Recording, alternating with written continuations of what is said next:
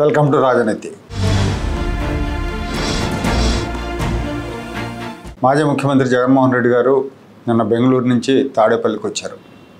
రాష్ట్రాన్ని మోందా తుఫాన్ ముప్పు ఎదుర్కొంటున్న సమయంలో రాష్ట్ర ప్రభుత్వం అధికార యంత్రాంగాన్ని సంసిద్ధం చేసి నిరంతరం ఫాలోఅప్ చేస్తున్న సమయంలో జగన్మోహన్ రెడ్డి గారు బెంగళూరులో ఉన్నారు. ఆయన ఒక పోస్ట్ కూడా పెట్టారు. ఏంటి, విమానాలు రద్దయినాయి తుఫాను వల్ల, లేదంటే నేను కూడా ఆంధ్రాకు వచ్చేవాడిని ఈ సమయంలో అని చెప్పారు. నిజానికి ఆయనకి నిజంగా రావాలని ఉంటే ఆయన రోడ్డు మార్గంలో అయినా రావచ్చు, హుటాహుటిని రావచ్చు ప్రజల మీద ప్రేమ ఉంటే. కానీ రాలేదు. తుఫాన్ హడావుడంతా అయిపోయాక ముగిసిపోయాక వచ్చారు. వచ్చి 4 రోజులు ఉండి బాధితులను పరామర్శించి పోతాడేమో అనుకుంటే ఒకే ఒక్క రోజు ఉన్నారు. ప్రెస్ మీట్ పెట్టారు. చంద్రబాబు నాయుడు గారిని ప్రభుత్వాన్ని ఏకారు. మళ్ళీ విమానం ఎక్కి బెంగళూరు చెక్కేశారు. మన దగ్గర ఒక సామెత ఉంటుంది కదా, సింగడు అద్దంకి పోను పోయాడు రాను వచ్చాడని. అంటే సింగడు అద్దంకి వెళ్ళి రావడం మూలంగా ఎలాంటి ప్రయోజనం లేదనే అర్థంతో ఆ సామెత వచ్చింది. అలాగే జగన్మోహన్ రెడ్డి గారు కూడా రాను వచ్చాడు పోను పోయాడు. ఆయన వల్ల తుఫాను బాధితులకి ఎలాంటి ప్రయోజనం లేదు, ఎలాంటి ఉపశమనం కూడా లేదు. ఆయన ప్రెస్ మీట్ ఆశాంతం ప్రభుత్వాన్ని తిట్టడానికి వచ్చాడు. ప్రభుత్వం మీద చంద్రబాబు మీద విమర్శల వర్షం కురిపించారు. ప్రెస్ మీట్ ఆశాంతం అదే జరిగింది. ముఖ్యమంత్రి చంద్రబాబు పంటల బీమా పథకం ఎత్తేసాడని విమర్శించారు.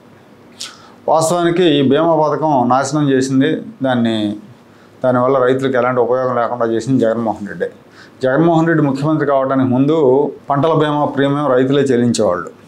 జగన్మోహన్ రెడ్డి ఎన్నికల సమయంలో మీరు చెల్లించాల్సిన పని లేదు, నేను ముఖ్యమంత్రి అయితే మీ ప్రీమియం ప్రభుత్వం చెల్లిస్తుందని చెప్పడంతో గవర్నమెంట్ వచ్చిన తర్వాత కూడా అదే ఆదేశాలు జారీ చేశారు, మీరు చెల్లించొద్దు మేము చెల్లిస్తామని. సో రైతులు ప్రీమియం కట్టలేదు, ప్రభుత్వం కూడా ప్రీమియం కట్టలేదు.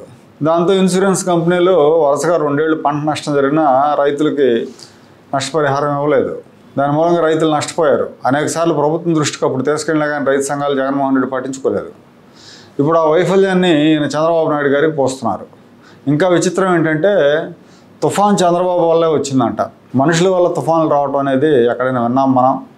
ఈ మాటకు అది జోక్ అని నవ్వాలో, లేకపోతే ఇలాంటి వ్యక్తి ఆంధ్రప్రదేశ్ ముఖ్యమంత్రిగా 5 ఏళ్ళు పనిచేశారా అని ఏడవాలో అర్థం కాని పరిస్థితి.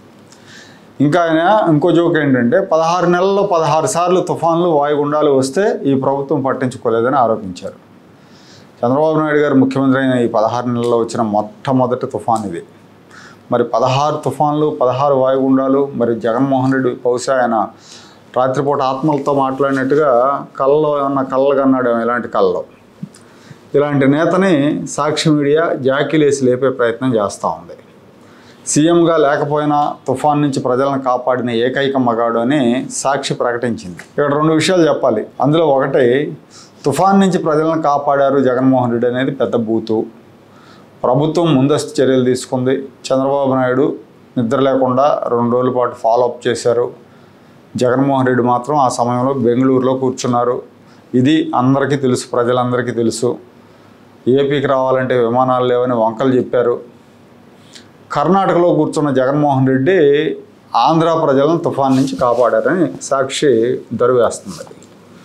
బహుశా జగన్మోహన్ రెడ్డి బావ అనిల్ రెడ్డి అప్పుడప్పుడు ప్రార్థన కూటముల సమావేశాలు చెప్తూ ఉంటాడుగా, వర్షాన్ని ఆపాను నేనని. ఆయన ఆపినట్టుగా ఈయన కూడా బెంగళూరులో ప్రేయర్స్ చేసి తుఫాన్ని ఏమన్నా ఆపాడేమో. అది కూడా రాస్తే బాగుండేది, సంతోషించేవాళ్ళం. ఆంధ్రప్రదేశ్లో ప్రకృతి విపత్తులు సంభవించినప్పుడు జగన్మోహన్ రెడ్డి ఎప్పుడు బయటకు వచ్చే అలవాటు లేదు ఆయనకి. అధికారంలో ఉన్నప్పుడు కూడా ఆయన ఎప్పుడు స్వయంగా పర్యవేక్షణ చేయలేదు. ఇక రెండోది, ఏకైక మగాడని చెప్పుకున్నారు. ఇప్పుడు ఆయన మగాడు కాదు నేను ఎవరు అనలేదే. తుఫాను వెలిశాక బెంగళూరు నుంచి వచ్చినప్పుడు ఇక్కడ 1 వారం రోజులు ఉండి జిల్లాలు తిరిగి బాధితులను పరామర్శించడం అనేది బాధ్యత కలిగిన నేతల లక్షణం. జగన్మోహన్ రెడ్డి ఏమాత్రం బాధ్యతాయుతమైన నేతను కాను అని మరోసారి నిరూపించుకున్నారు.